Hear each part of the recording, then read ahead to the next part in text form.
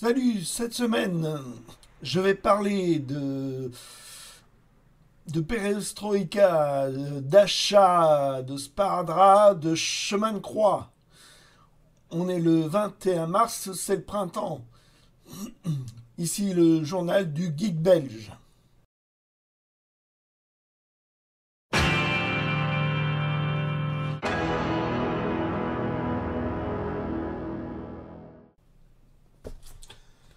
Enfin, j'ai terminé Wang de Pierre Bordage.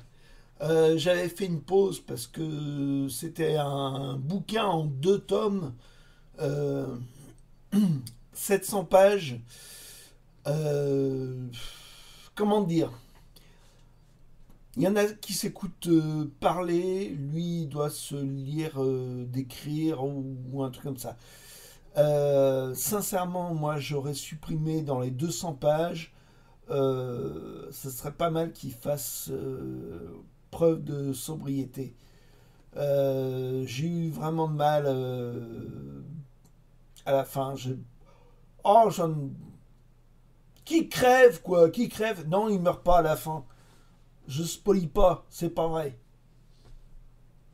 Cette semaine, ça a été riche en achats, malgré les manques de vide-grenier. Hein. Il n'y en a pas du tout dans notre côté. Euh, je suis à peine en manque. Non, je suis en manque. Je veux des vide-greniers. Bon, voilà, j'ai quand même trouvé hop, des numéros du journal Tintin. C'est vachement sympa. C'était pas donné, donc j'ai vraiment choisi. On peut choisir, on pouvait choisir, donc j'avoue, j'ai raflé le meilleur. Hein. Des jolies couvertures. Je me suis fait plaisir. Et des fois, faut gratter pour voir ce qu'il y a de bien. Là, bon, c'est du mâchereau. On va pas pleurer. Hein. Et c'est la nouvelle année. Donc, qui dit nouvelle année, dit un joli calendrier. Voilà, de 1958. Voilà, faut gratter, faut gratter. Et j'ai gratté, c'est je voulais deux doublons parce que j'allais manger avec Joël et Gaël ce dimanche. Donc j'ai fini par trouver des doublons. Alors, voilà, ça a été pour Joël. Un- une belle couverture de Oum Papa. Et pour la tintinophile désormais confirmée, une jolie couverture de Noël de Tintin. Alors dans ces Tintins-là, moi j'y trouve pas grand-chose. Moi je suis fan du journal Spirou, pas du journal Tintin. Il y a des bonnes choses dans le journal Tintin, mais pas, pas, pas forcément pour moi, quoi. Et bon, il y a des petits trucs intéressants. Alors là, c'est juste une double page que j'ai trouvée, il n'y avait pas le reste, mais ça reste intéressant. Donc c'est comme ça que pendant un bon moment, Tintin est apparu en double page centrale, un peu comme Playboy. Donc l'avantage, voilà, c'était des immenses strips sur deux pages avec plus ou moins des petits dessins inédits, des cadrages un peu différents. Un jour, je vous montrerai Tintin avec des bretelles si vous êtes sage. Et si je les retrouve, bien sûr. Mon achat sur internet, eh ben, ça a été un album que je voulais depuis longtemps, qui se trouvait jamais, jamais, jamais. Voilà. C'est Foufi avec son tapis. C'était une BD des années 70 dans le journal Spirou. Comment j'ai connu ça? Sans doute vers la fin de sa carrière. Il y a eu que 2 albums et puis basta. Alors, cet album-là, à mon âge, c'est-à-dire que c'est un vieil album, hein. C'est un album de 68. Je ne voyais jamais d'occasion.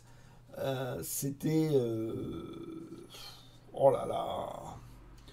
C'était introuvable. Introuvable pas cher, quoi.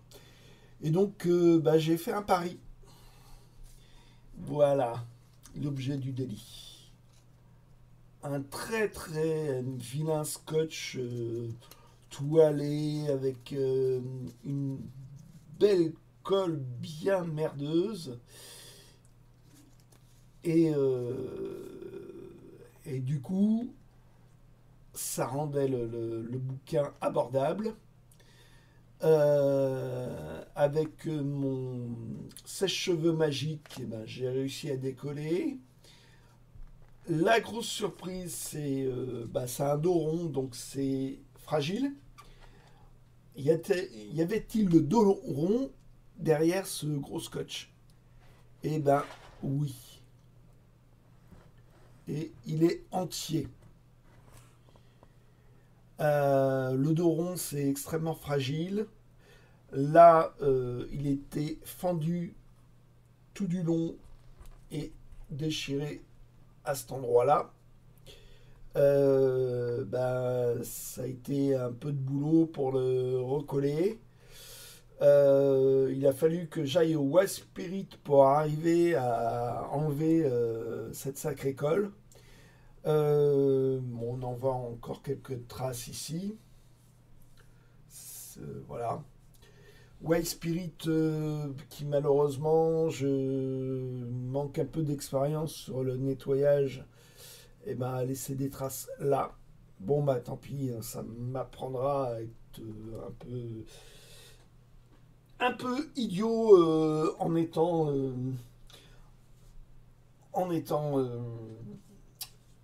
impatient. Côté musique, j'ai écouté un peu de bande originale.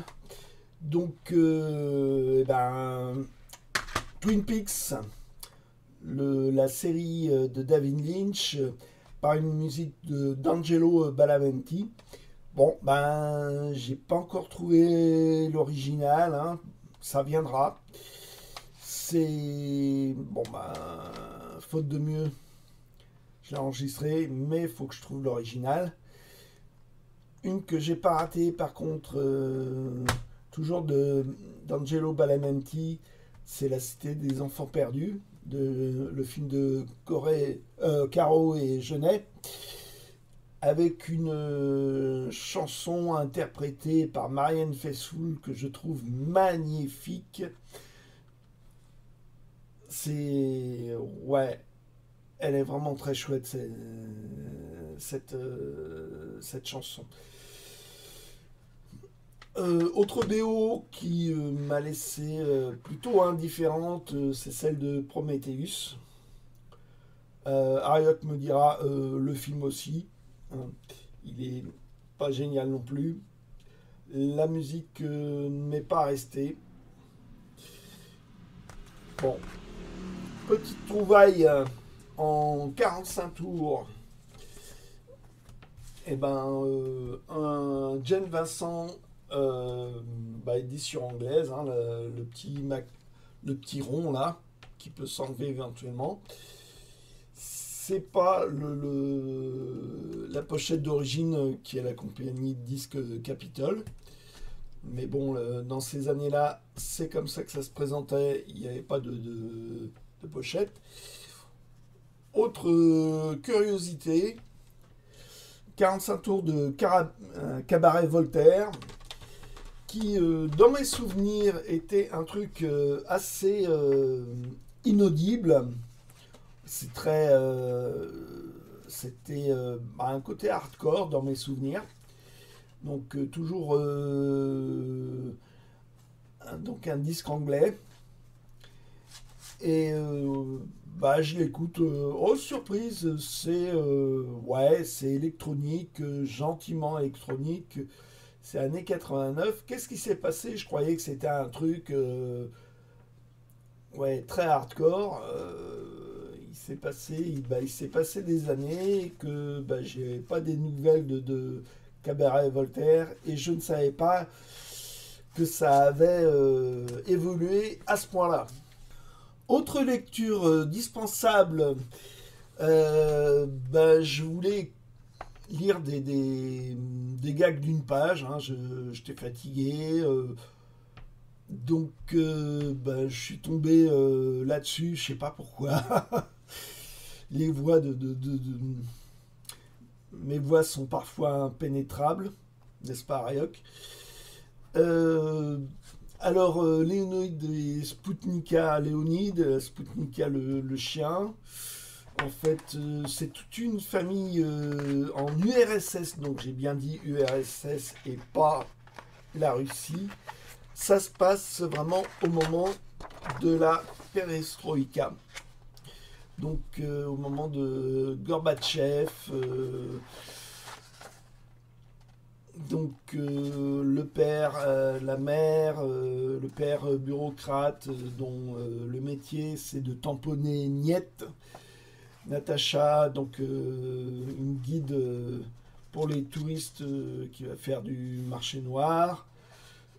Euh, le grand frère qui vient d'Afghanistan qui est complètement traumatisé. Le grand-père qui revient du goulag avec sa bien-aimée qui est un ours blanc. Et il y aura aussi un pote qui a été ouais, un autre rescapé d'Afghanistan. Donc, gag d'une page, bon, ça rassemble tous les clichés de l'URSS. Ça m'avait bien fait rire. Maintenant, bah, ça m'a juste fait sourire. Hein, Voilà, il y a eu 5 albums chez Marsu Productions. Ça a été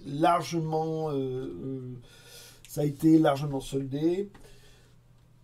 Peut-être à raison parce que c'était très près de circonstances, ça pouvait pas durer.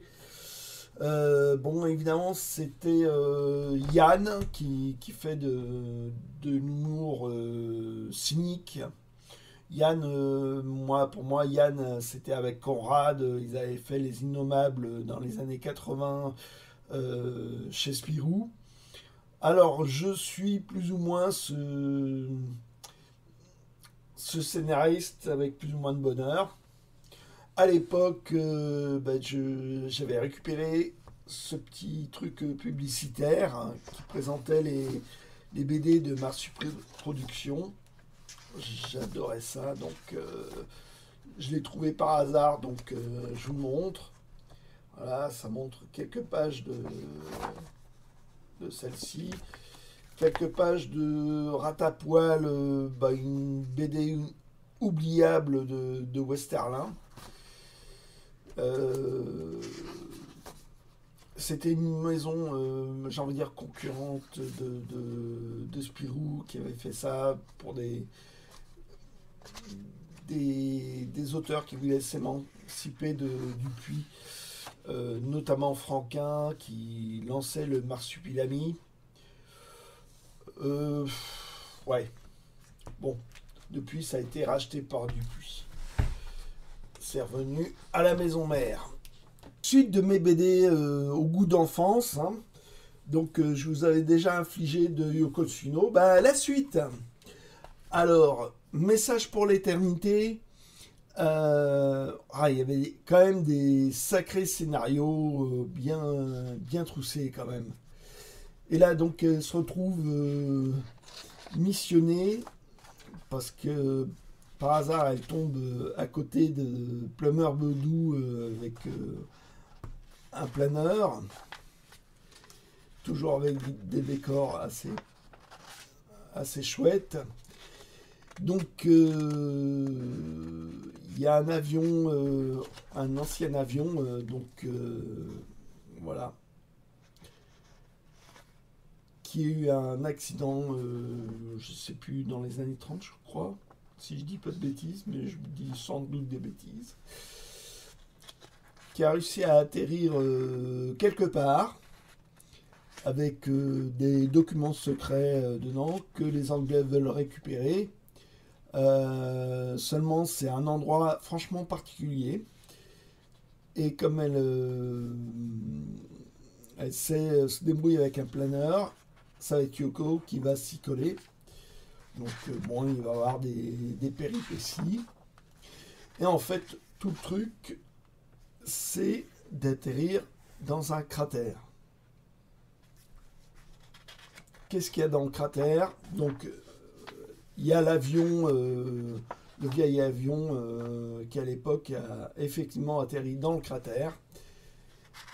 Et il va se passer mais des trucs assez chouettes, une explication bizarroïde parce qu'en fait il y a un satellite qui a chopé un vieil SOS de l'époque de cet avion-là, qui a atterri des décennies avant, 40 ans avant. Donc ça c'est en 75.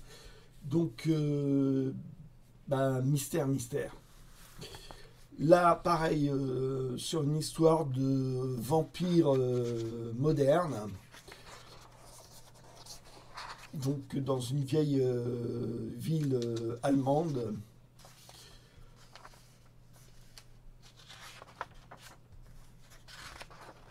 Et effectivement, voilà, ça va être une sorte de vampire qui va prélever du sang sur la copine de Yoko Tsuno. Et là encore, je vais dire, une chouette histoire. Une belle jury chouette. N'est-ce pas, Ariok? Il y a des belles jurys chouettes. Vente exceptionnelle à Emmaüs. Donc,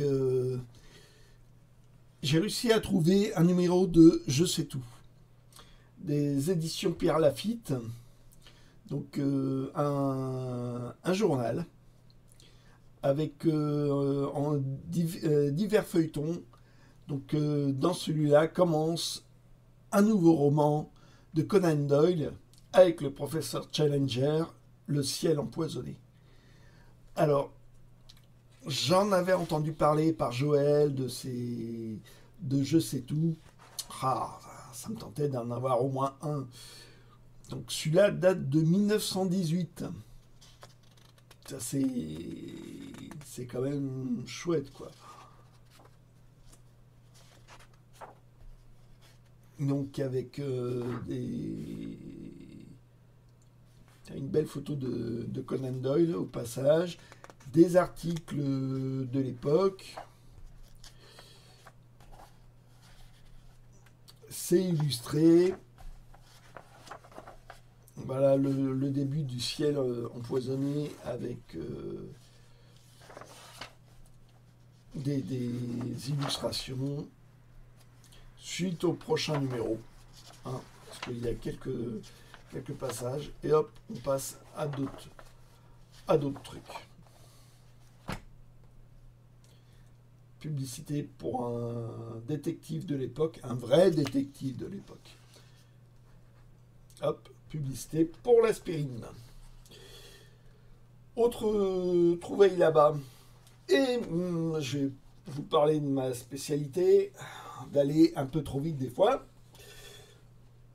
Les 1001 nuits dans une vieille édition. Alors moi je trouve ça chouette. Conte des 1001 nuits, waouh.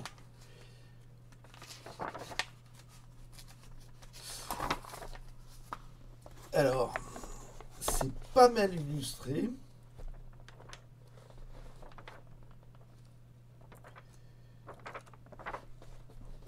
Alors sincèrement, je j'ai pas trouvé à quelle époque ça a été imprimé.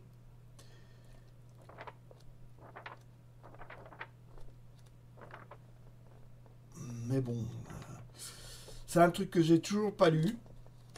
Faudra que je le lise un jour. Peut-être il y a même parfois une espèce de protection là. Faudra que je demande à Joël à quoi ça sert, parce que lui, il saura me le dire, quoi. Et j'avoue que c'est drôlement chouette. Ah, je suis content. J'ai les 2 tomes. Il y en avait 2. Mais j'ai regardé trop vite. C'est le 2 et le 3. Crétin que je suis.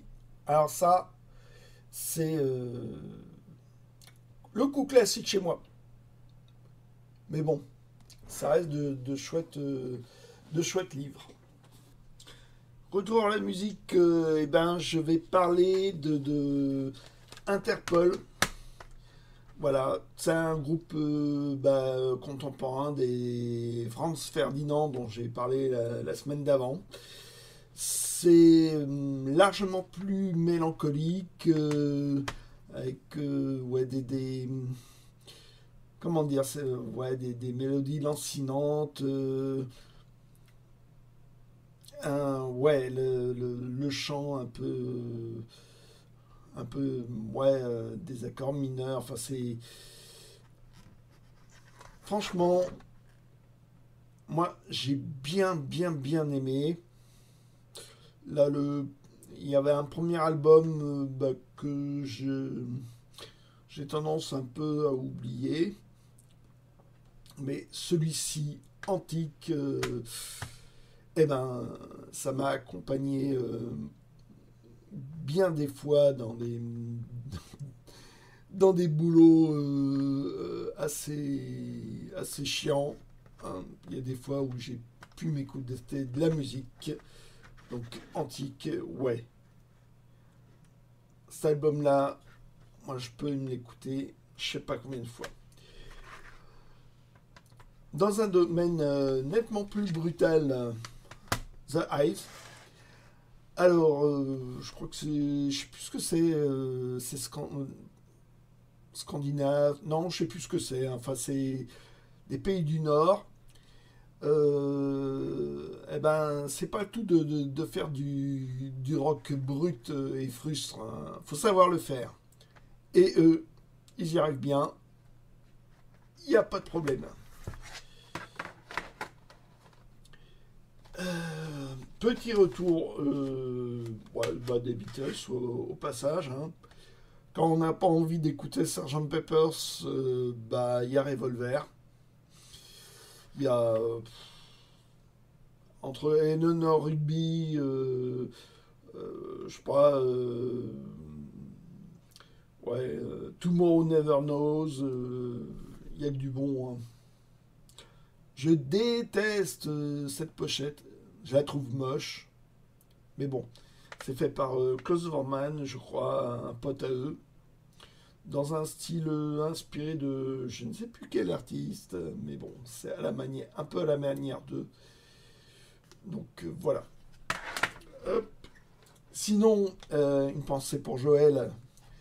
Éteins ce passage-là de la vidéo.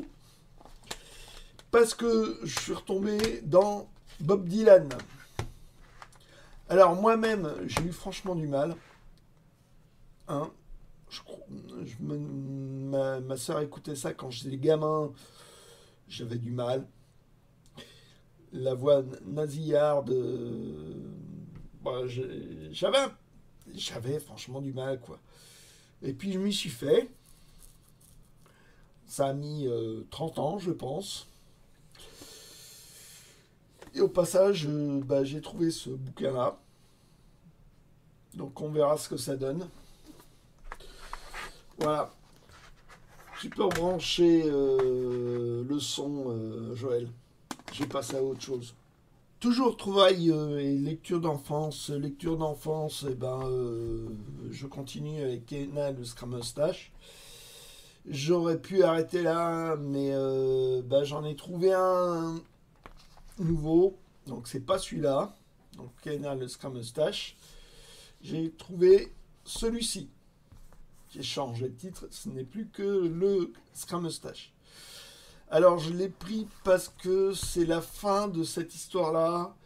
Mais c'est bah, le début de mon désintérêt pour Kendall le Scrum Mustache. Hein. C'est bah, ça devient mais, encore plus gentil, trop gentil. Et ma suspension de crédibilité a été mise à mal. Là, je commence à décrocher. À décrocher, franchement.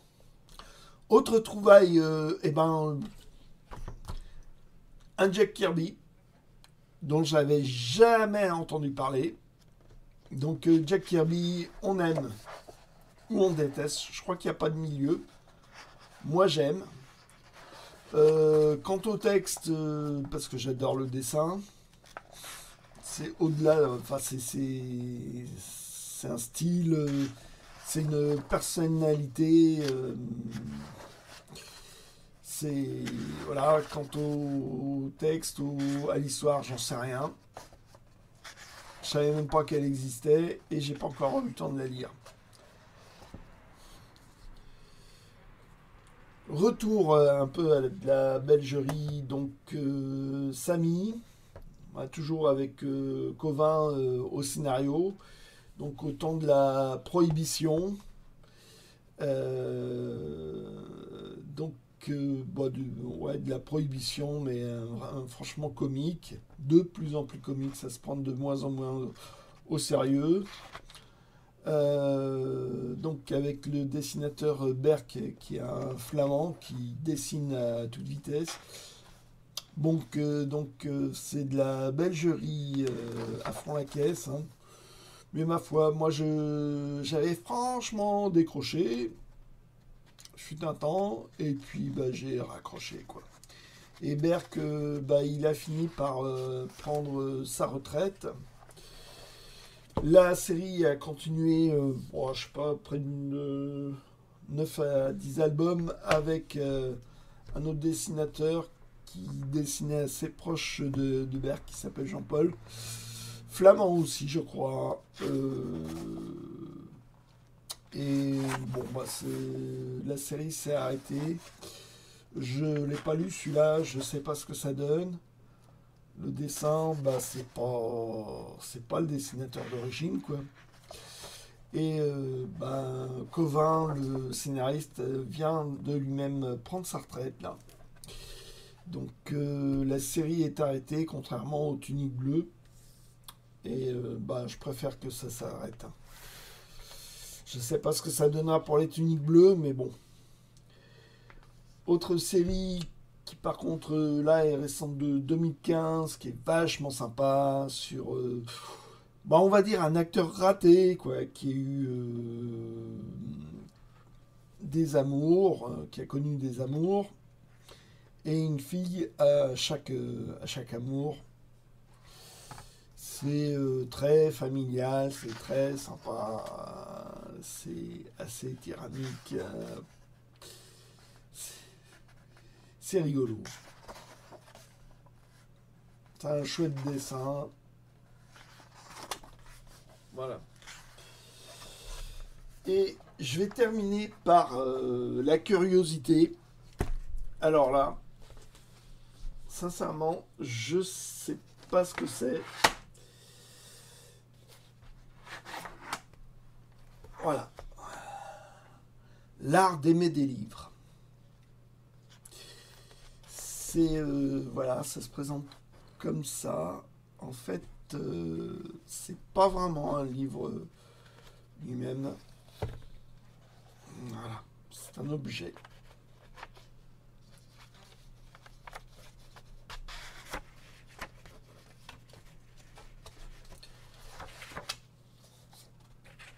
Alors, c'est une espèce de... Ouais, c'est pas une couverture, quoi.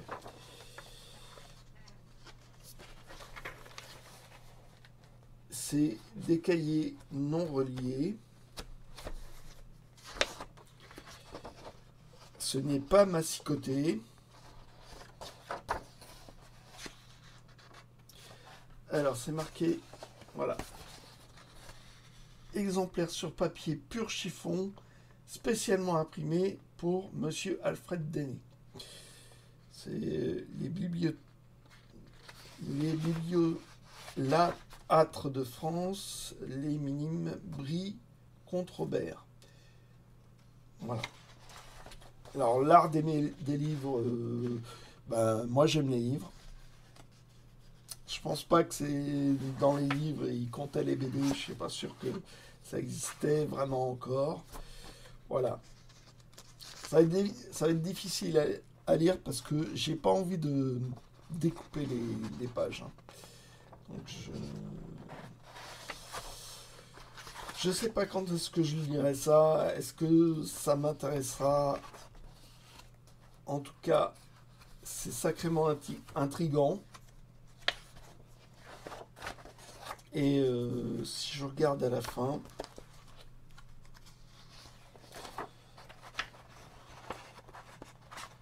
apparemment, c'est un ouvrage